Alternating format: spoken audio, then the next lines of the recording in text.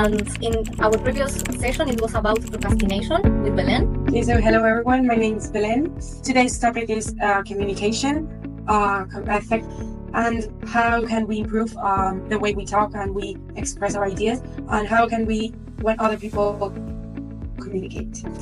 Today we will be talking about, to introduce the topic, the main topic, what is effective communication. Then I will share some keys. David Burkus shares about how can we communicate better.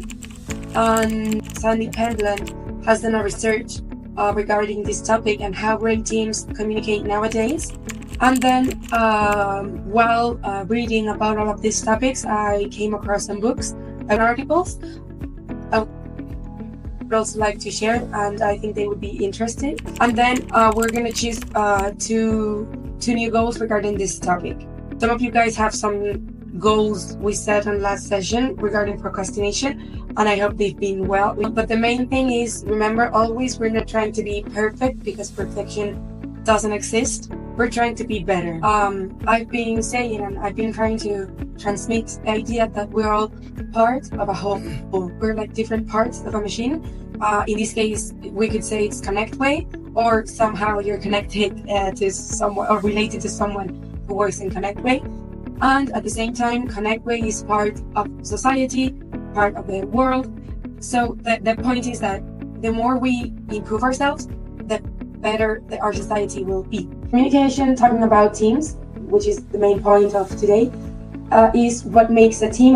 Because if you didn't communicate, it would just be like a bunch of people working together. Sometimes it's in an office. In our case, it's in their places with a computer, and not talking to each other, and handing in some projects to an unknown boss.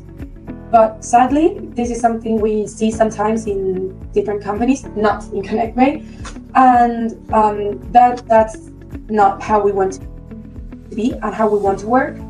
Keys for effective communication. First of all, match the tool to the goal. So it's like connecting what do we need to talk about and which tool provides more advantages with least disadvantages for the task that's being talked about or for our team. So in other words, which tool fits better with the task that's being, like the task you're working on. It could be face-to-face, through an email. And there's been studies that prove that regarding, depending on the information you want to share, there are certain tools that are better.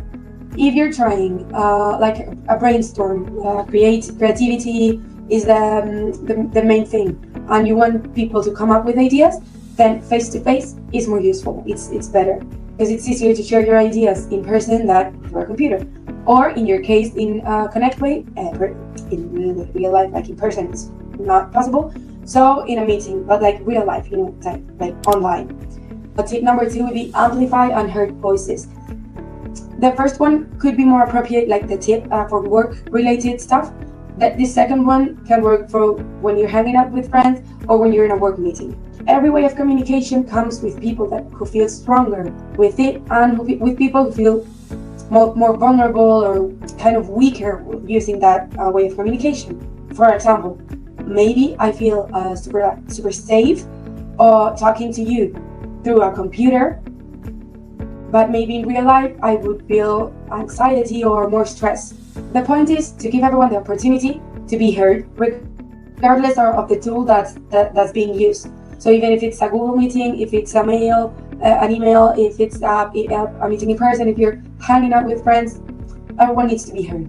And this difference in hearing opinions is not always caused because of different personalities, because there are also lots of historical biases against gender, ethnicity, or different races that I wanted to talk about. So I'm not gonna amplify on this idea, but I thought this is something we also need to talk about. I've thought about 2 ways of how can we, starting tomorrow, can we amplify unheard voices. So first of all would be when the silent ones in the meeting speak, take the time to look at them in the eye, listen to them, add something to what they're saying, compliment them on what they're saying, and thank you for sharing your opinion.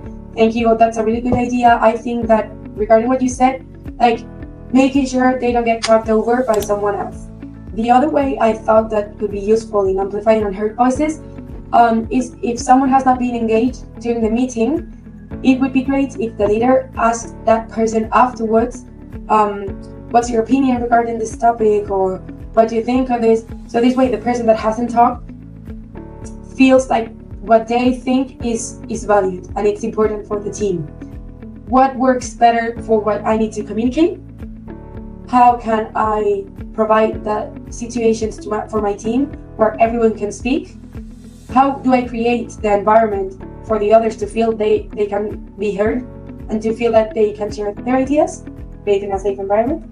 And how do I communicate with my team? So when we are together, there's great communication, so we can also have time alone to get the work done.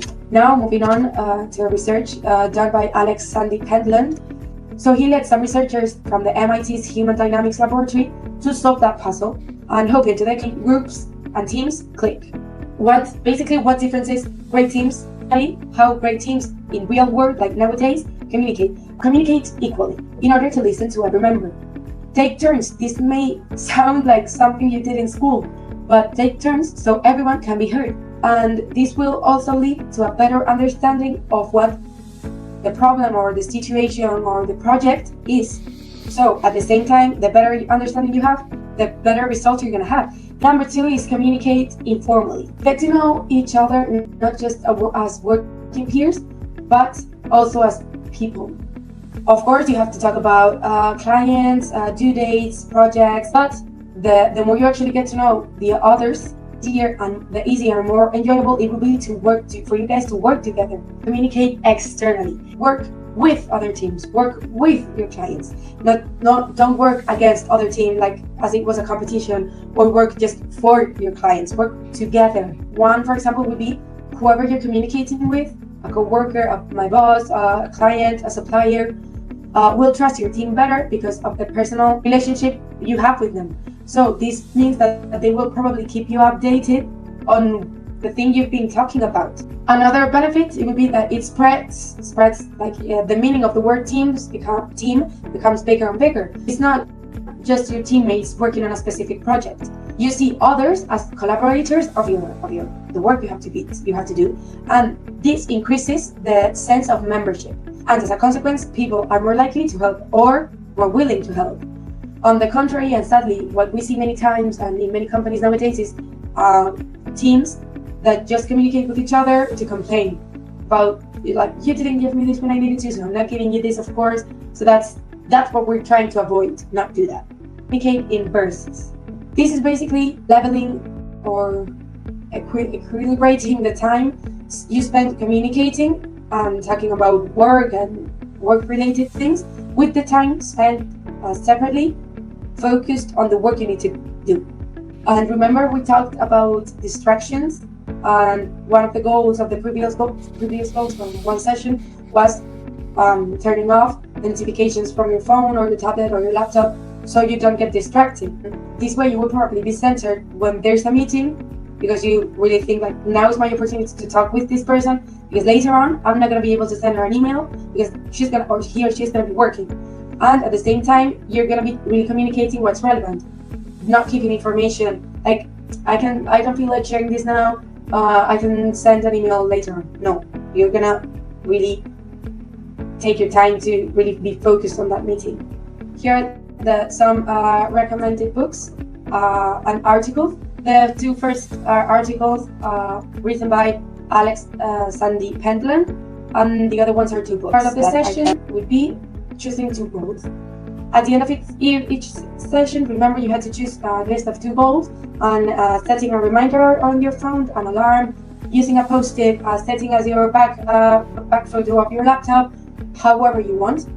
But choose 2 goals to implement in your daily life from tomorrow until next session. Number 1, remember you have to choose 2. Spend 10 minutes a day. I'm not saying spam, we know each other and we really need to work. Get to know people, talk informally. Yourself, a little self-test. Do I participate in the meetings? Do I share my concerns? How do I communicate? Am I an open person that talks moving and talks really loud? Get to know yourself and how do you communicate. Number 3, think of 2 concrete things you'd like to improve and talk about them with your team. So number 2 and 3 are very related. Talk about things you want to improve with your team. Number 4, give a percent, like literally giving a percentage of how good your team is in communicating equally, externally, informally, and in bursts. That's all for me. I hope you found this interesting. If you have any questions or any experience you would like to share. And thank you so much, and talk to you soon. Thank you. Thank you. Thank you. Have a good one. Bye. Bye.